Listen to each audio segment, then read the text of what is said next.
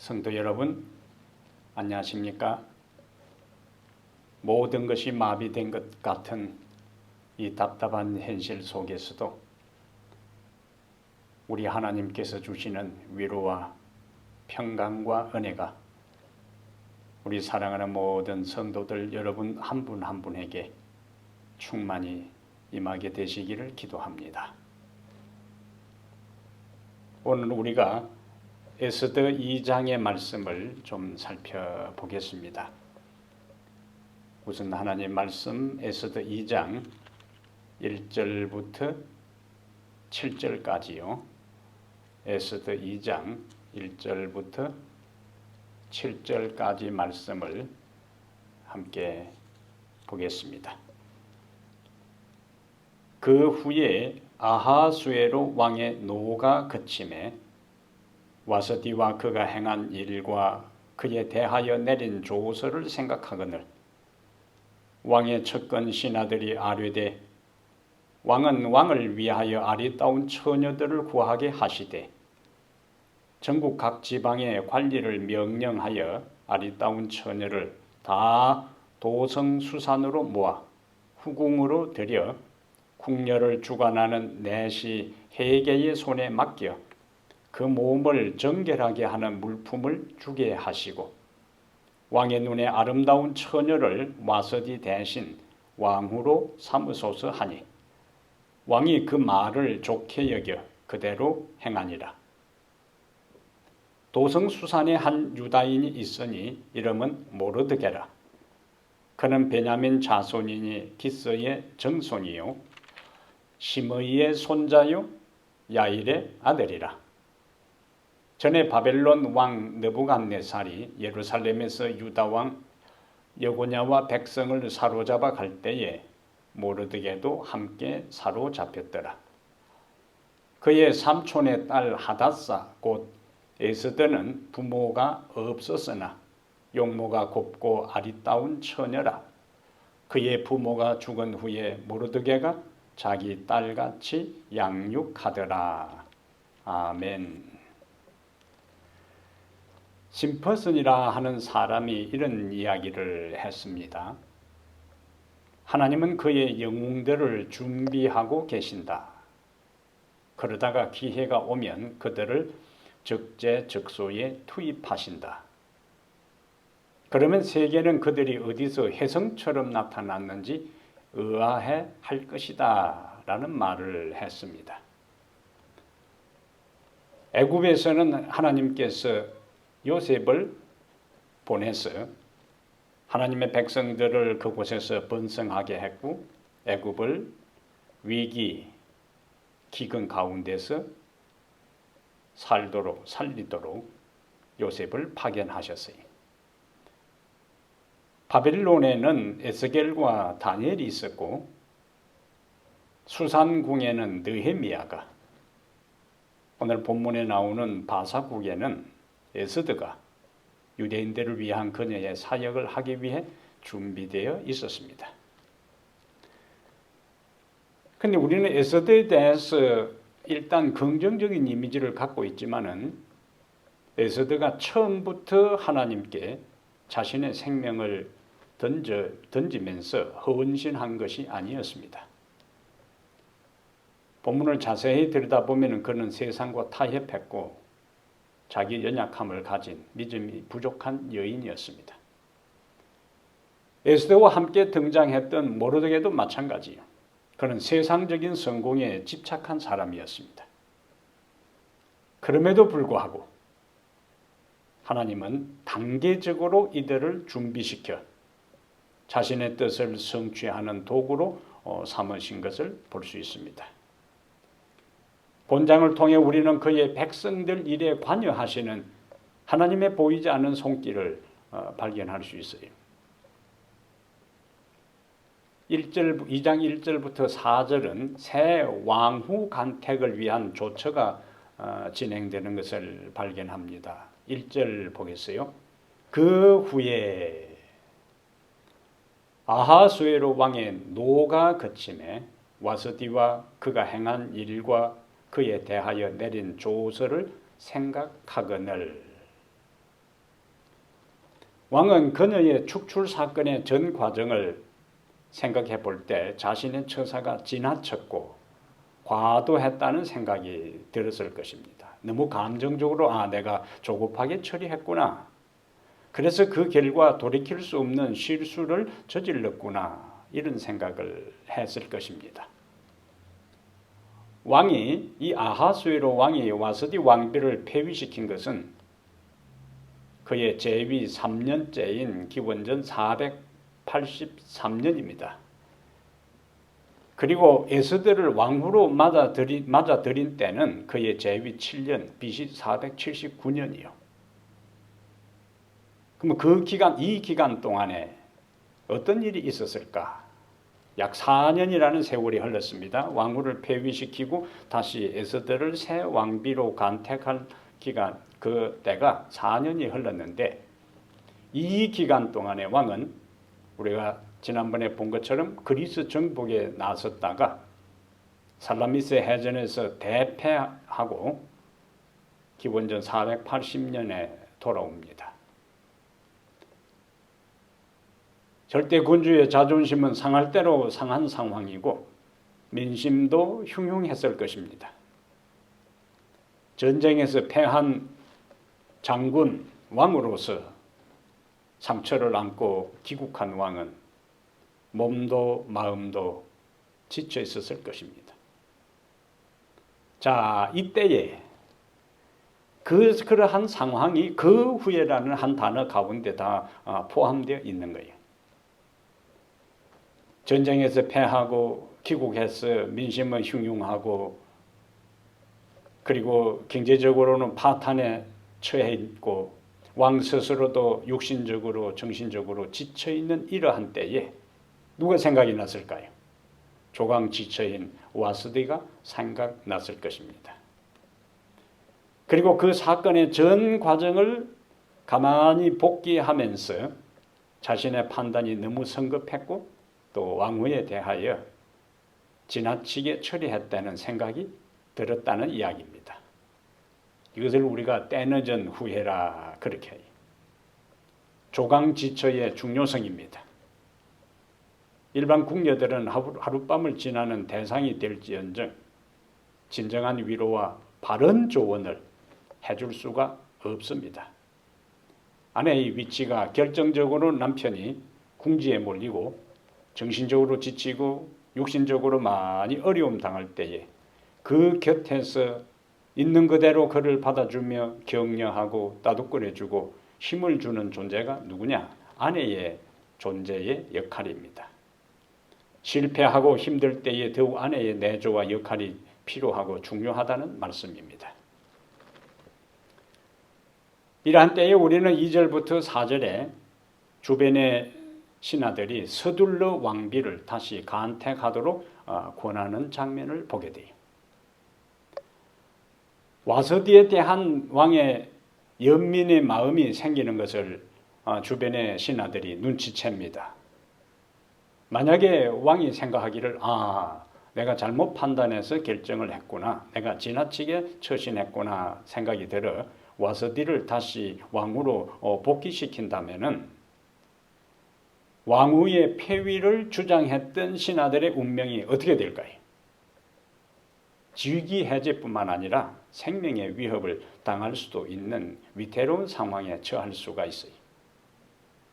와서디를 다시 복위시키거나 폐위 사건과 관련하여 조언한 신하들은 왕비에 의하여 다시 자신들이 죽을 수밖에 없는 위기에 처할 수 있다는 이야기입니다.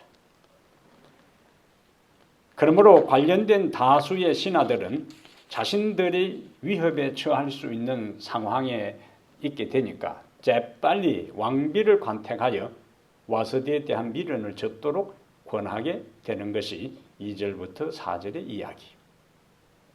왕후 간택의 분위기를 조성한 신하들은 지나고 보면 결국 하나님의 일을 이루는데 조연의 역할로 등장합니다. 2절, 3절, 4절에 반복해서 왕후의 조건을 이야기할 때 아름다운 처녀라는 표현이 반복해서 등장합니다. 처녀성과 미모가 조건이라는 이야기죠. 아름다운 처녀를 뽑도록 제안한 것은 와서디의 용모가 아름다웠기 때문에 우리가 1장 11절에 왕후 와서디가 아리따움 용모가 보기에 좋았다 그렇게 기록하고 있어요. 그래서 와서디의 용모가 아름다웠기 때문에 왕으로 다른 아름다운 처녀를 뽑게 되면은 와서디를 잊을 수 있기 때문에 신하들은 새로운 왕후를 뽑도록 제안을 한 겁니다. 이 신하들의 제안 속에 모든 아리따운 처녀들 표현이 등장하는데 이 페르시아 왕국의 특징 중에 하나가 여차하면 전국적으로 행사를 치르는 경향이 있어요. 1장에서 왕이 머무간의 말을 듣고 그대로 한 것처럼 1장 21절에 왕과 지방관들이 그 말을 옳게 여긴지라 왕이 머무간의 말대로 행하여. 이번에도 왕은 신하들의 말을 듣고 그대로 합니다. 이 흐름은요, 1장에서 다른 신하들의 말을 듣고 왕후를 폐위했던 것처럼 2장에서 다시 신하들의 말을 듣고 새로운 왕후를 뽑으려고 했던 그 사건이 후반부에 전개되는 하만이 꾸민 이 음모가 하만의 제안을 왕이 또 바로 받아들이고 그 다음에 또 전국적으로 이 전국에 흩어져 있는 유대인들을 몰살시키려는 그 음모도 먹히게 된 페르시아의 독특한 배경을 이루게 됩니다. 근데 왕후를 간택하는 그 조건이 단지 아리따운 처녀라는 이 하나의 표현 가운데 하나님의 또 다른 섭리가 있는 것을 알 수가 있는데요. 여기도 하나님의 섭리가 보이지 않게 작용합니다. 역사합니다. 1장에서 페르시아의 그 영토를 이야기할 때 인도부터 구스, 이디오피아까지 127도를 다스린다고 했는데 이처럼 광활하고 엄청난 제국의 왕비를 뽑는데 기준이 뭡니까? 그 기준이 오직 하나, 아리따운 처녀이면 되는 것이 이상하지 않습니까? 평범한 결혼 상대를 뽑는 것도 사람마다 다 자기 나름대로 기준을 세워놓고 이것저것 신중히 생각하는데 지금은 어떤 상태예요? 한 나라에 그리고 당대 근동지역에 패권을 가지고 있는 페르시아의 광대한 제국의 왕비를 뽑는데 그냥 아리따운 처녀 이상하지 않습니까? 원래는 외모뿐만 아니라 출신, 성분, 배경, 성품, 지식, 수준 한 나라의 국모로서 감당해야 할 자질을 보고 간택하는 것이 상식입니다. 만약에 신하들이 왕에게 새로운 왕후를 선택하자고 제안하면서 이렇게 출신, 성분이나 외모, 배경 다양한 조건들을 제시했더라면 에서들은 처음부터 자격 미달입니다. 후보도 될 수가 없습니다. 오늘 우리가 읽은 본문에 있는 것처럼 그는 고아로서 삼촌 모르드게의 손에서 자랐습니다. 그리고 그는 유대인입니다. 그런데 용모가 아름다웠던 에스더에겐 아리따운 처녀를 뽑는 자격으로는 후보에 오를 수 있었어요. 그 후보 자격은 있다는 거예요. 왜? 조건이 아리따운 처녀니까. 게다가 전통적으로 페르시아의 그 법도는 왕은 반드시 페르시아 여자와 결혼해야만 했습니다. 특히 왕후는 반드시 당시 페르시아의 7대 귀족 가문 출신 중에서 선택하는 것이 그 나라의 관례였어요. 신하들이 출신과 상관없이 뽑도록 그 조건을 제안한 것은 아름다운 여자를 뽑기 위한 선택의 폭을 넓게 한 것이고 결국 귀족 출신이 아니고 페르시아 출신도 아니고 다른 여타 외형적인 다른 조건으로는 전혀 해당되지 않는 이방인이었던 에스더가 왕비가 될 수 있는 왕비로 간택될 수 있는 기회가 되었습니다.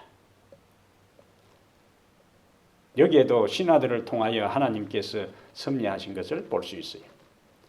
그 신하들은 자신들을 위해서 왕비를 자신들의 목숨을 부지하기 위해서 왕이 또 와스디를 이전의 왕후의 자리로 회복시키면은 자신들의 신분에 자신들의 신상에 문제가 생길 것을 두려워해서 서둘러 왕에게 왕후를 관택하도록 제안을 했지만 하나님은 그들의 인간적 계획과 욕심을 통해서 하나님 당신의 목적을 성취하는 기회로 삼으신 것입니다. 하나님께서는 세상의 불의까지도 간섭하셔서 하나님의 백성에게 선이 되도록 역사하시는 분입니다. 간사한 인간의 계략과 왕의 변덕스러운 결정에도 불구하고 하나님의 뜻은 여전히 성취되어 간다는 말씀입니다. 하나님은 모든 국가 왕궁에서 조정에서 결정되고 언론되는 그 모든 일들이 인간들에 의해서 자신들의 생각과 판단과 경험에 의해서 진행되는 그 모든 과정에도 필요하다면 하나님은 섭리하셔서 간섭하시고 주권을 역사하셔서 결국에 주의 뜻을 이루어 가십니다. 그러므로 오늘 우리는 이 혼란하고 힘든 이 시대에 지금과 같은 위기 상황 가운데서도 모든 것이 중지되고 모든 것이 마비된 이러한 어려운 위기 상황에서도 하나님은 조용히 당신의 뜻을 이루어 가신다는 섭리적 역사를 우리는 확신하고 하루하루 살아갈 필요가 있습니다. 5절부터 7절에는 모르드게가 에스더를 자신의 딸처럼 양육한 것을 기록하고 있습니다. 이야기의 흐름 중에 저자는 중요한 주인공 2명을 잠깐 소개하고 지나갑니다. 5절에 도성 수산에 한 유다인이 있으니, 유다인을 강조합니다. 유다인이 있으니 이름은 모르드게라. 모르드게가 나오고 다시 이제 7절에는 그의 삼촌의 딸 하다사 곧 에스더는 부모가 없었으나 용모가 곱고 아리따운 처녀라. 이미 저자는 에스더의 저자는 신하들이 제안한 아리따운 처녀를 왕으로 선택하자는 그 제안에 이미 에스더가 적합한 조건을 갖추고 있음을 7절에서 암시하고 있습니다. 에스드라 하는 이름은 별이라는 뜻이죠. 스타. 저자는 모르드게 이름보다 그가 유다인임을 먼저 강조합니다. 도성 2장 5절에 도성 수산에 한 유다인이 있으니 이름은 모르드게라. 우리가 다니엘서를 연구하면서 발견했던 것처럼 느부갓네살은 3차례에 걸쳐 유대를 정복하는데 BC 605년에 다니엘과 다른 포로들을 잡아갑니다. 다니엘 1장 1절에 나오는 말씀이고 2차 예루살렘 공격은 기원전 597년 여고냐 등을 포로로 잡아가는데 이 여고냐는 유다의 마지막 2번째 왕인 여호야긴의 다른 이름입니다.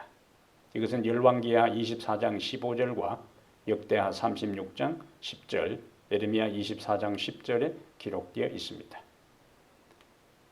느부갓네살은 다시 세 번째 기원전 586년 시드기야를 필두로 또 포로들을 바벨론으로 잡아가고 예루살렘을 완전히 불태워 버립니다. 근데 오늘 본문 에스더 2장 6절에서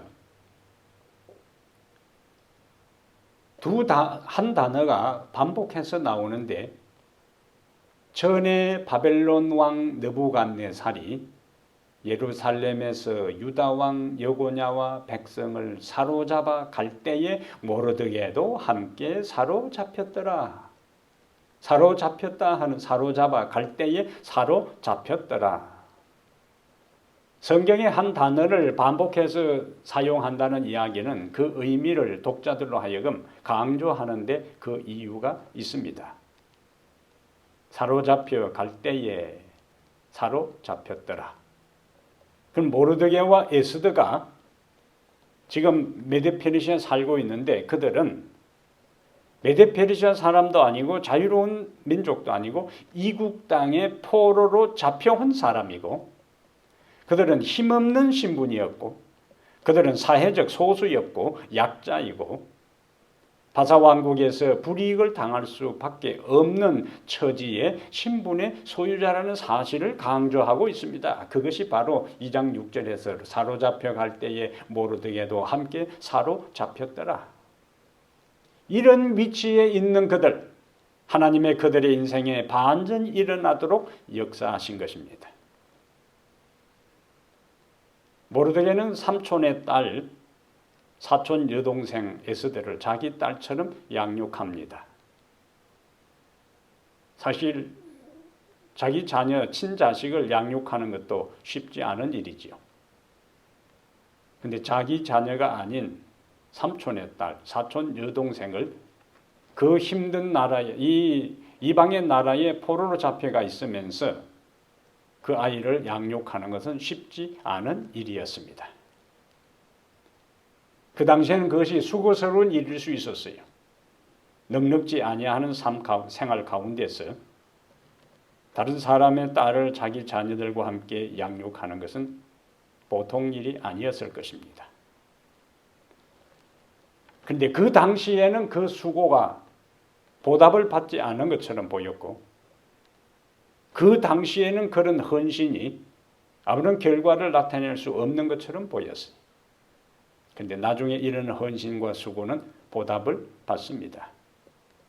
우리가 대가를 기대하지 않고 그리스도인 정신으로 한 모든 친절과 수고와 헌신과 봉사는 당장에 내가 그런 헌신과 희생을 해도 다른 사람이 알아주지도 않고 인정해 주지도 않고 하나님도 당장에 그러한 것에 대해 내 헌신과 수고와 봉사에 대해 축복해 주시는 것이 눈앞에 보이지 않는 것처럼 보여도 때가 되면 하나님께서 우리의 헌신과 우리의 수고와 우리의 친절과 우리의 봉사와 우리의 눈물에 대해 섭섭하지 않도록 분에 넘치도록 풍성하게 갚아 주실 것입니다. 왜냐하면 우리는 모르드게의 삶을 통해 그것을 여실히 확인하고 있는 것입니다. 모르드게가 자기 삼촌의 딸 에스더를 양육해서 그가 나중에 왕후가 될 것으로 생각하고 키운 것이 아니었습니다.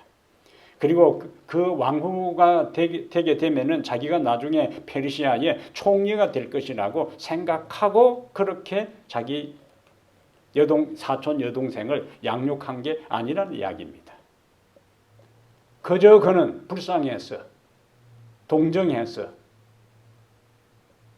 아버지 없는 어떤 사연 때문에 에스더의 아버지 어머니가 일찍 죽었는지 모르지만은 그 아버지 어머니가 없는 그 외롭고 불쌍한 그 사촌 여동생 에스더를 그는 아무 계획 없이 아무 어떤 돌아올 혜택을 생각하지 않고 그렇게 하는 것이 당연하고 그렇게 하는 것이 하나님을 믿는 사람으로서 고아와 과부와 나그네를 불쌍히 여기라는 하나님의 가르침을 실천하는 것을 그냥 당연하게 받아들이고 실천한 거예요.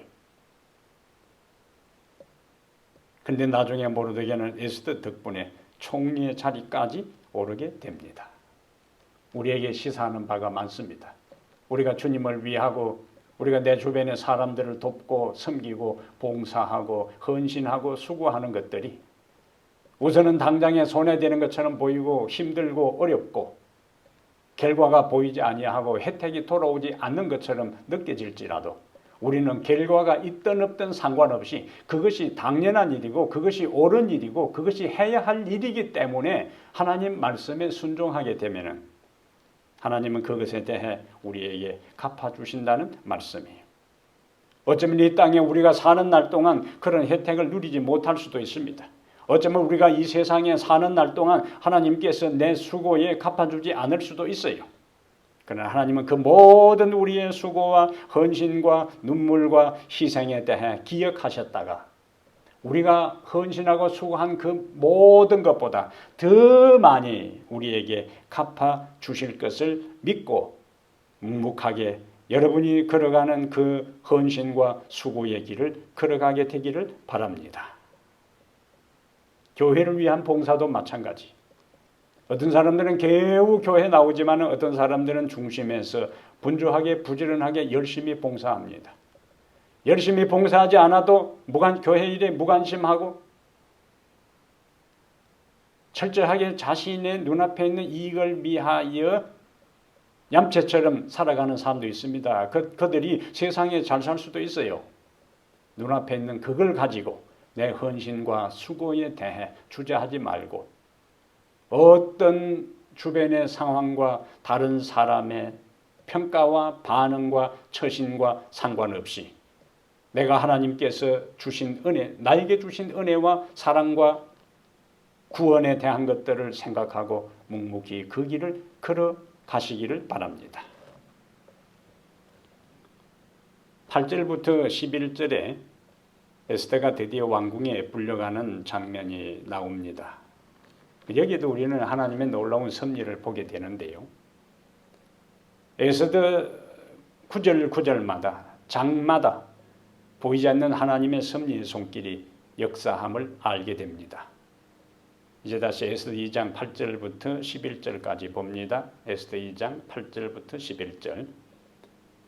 왕의 조서와 명령이 반포됨에 처녀들이 도성 수산에 많이 모여 헤게의 수하에 나아갈 때에 에스더도 왕궁으로 이끌려 가서 궁녀를 주관하는 헤게의 수하에 속하니 헤게가 이 처녀를 좋게 보고 은혜를 베풀어 몸을 정결하게 할 물품과 일용품을 곧 주며 또 왕궁에서 의뢰 주는 7 궁녀를 주고 에스더와 그 궁녀들을 후궁 아름다운 처소로 옮기더라.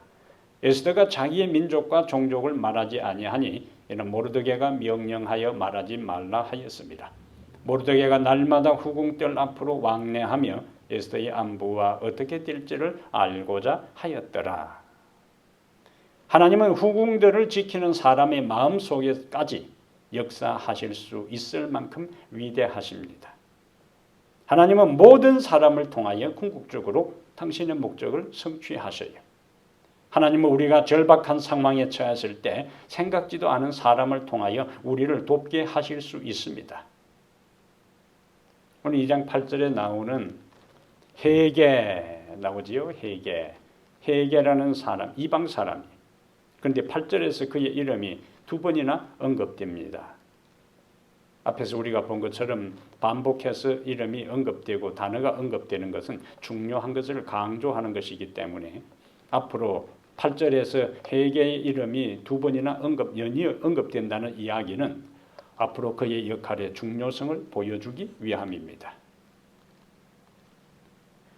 9절에 헤게가 이 처녀를 좋게 보고 은혜를 베풀어, 여기 은혜, 헤세드라는 단어가 나와요. 에스더는 헤게에게 은혜를 입었습니다. 왕후 지망자를 관장하던 막강한 권한을 가진 헤게는 첫눈에 에스더를 좋게 보았어요. 아마 에스더의 탁월한 미모와 인격이 그렇게 했을 것입니다. 그러면서 자기 마음에 드니까 더 관심이 있잖아요. 더 좋은 혜택을 줄 것이고 더 돌봤을 것입니다. 15절에는 에스더는 많은 사람에게 사랑을 받았다고 했어요. 15절 마지막에 모든 보는 자에게 사랑을 받더라. 마침내 처음에는 왕후를 뽑기 위해서 처녀들을 관장하는 헤게에게 은혜를 입었고 그 다음에 15절 마지막에는 보는 자에게 사랑을 받았고 다시 결정적으로 17절에 왕이 모든 여자보다 에스더를 더 사랑함으로 그가 모든 처녀보다 왕 앞에 더 은총을 얻은지라 헤세드 은혜를 입었습니다. 하나님은 때때로 당신의 뜻을 성취하기 위해 우리가 전혀 상관없는 사람에게 은혜를 입게 하십니다. 우리가 예상하지 못한 사람에게 도움을 받게 하십니다. 절박한 상황에서 전혀 도움을 기대할 수 없을 때에 생각지도 못한 도움을 받도록 하나님께서 관여하실 수 있으십니다. 에스더에게 임한 그 하나님의 은혜는 다른 사람에게 은혜를 베풀게 했어요. 은혜라 하는 말은 받을 만한 가치도 없는 사람에게만 하나님의 사랑입니다. 그런데 오늘 본문에서 우리는 이해되지 않는 몇 가지 장면, 모습을 발견합니다. 물론 자신들의 의지는 아니라고 할지라도 성경은 분명히 믿지 않는 자와 멍해를 같이 하지 말라고 말씀하고 있어요.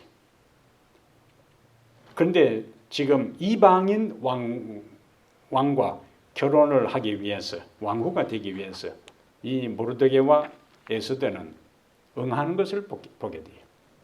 그런데 오늘 본문에는 10절에 2장 10절에 에스더가 자기의 민족과 종족을 말하지 아니하니 유다인이라는 신분도 밝히지 않습니다.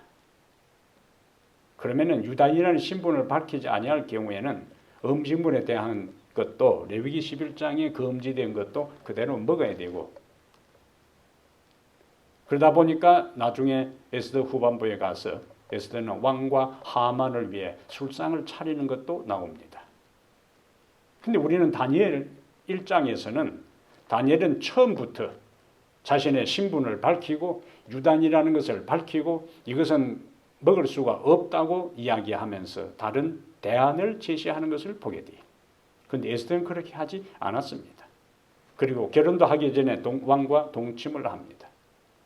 이것을 현대적으로 잘못 이해하면 세상 성공과 출세를 위해 타협하고 자신의 신분도 감추고 신앙적 표준도 낮추고 처신해도 된다고 오해할 수도 있어요.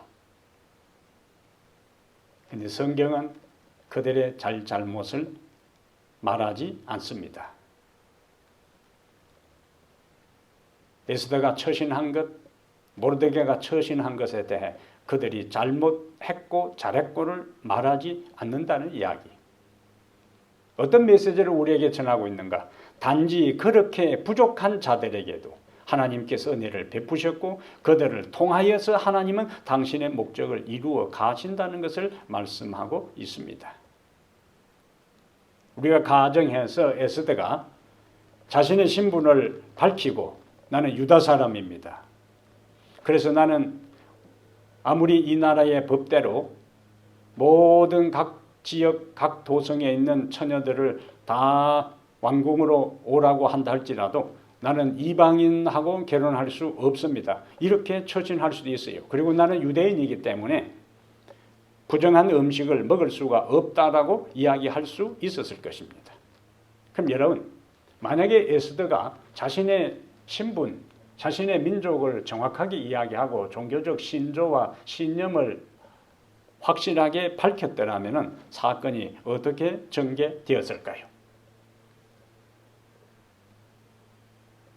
저는 본문을 묵상하면서 그러한 상상을 해보았습니다.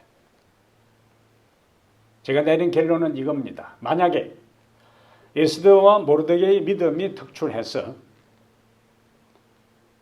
자신들의 신분이 민족이 유대인이고 유대인이기 때문에 우리는 이러한 부정적인 음식을 먹을 수 없고 왕후의 후보로 나가지 않겠다고 했다 할지라도 하나님이 만약에 에스더를 통하여 유대인을 구원하시고자 하는 계획이 있었더라면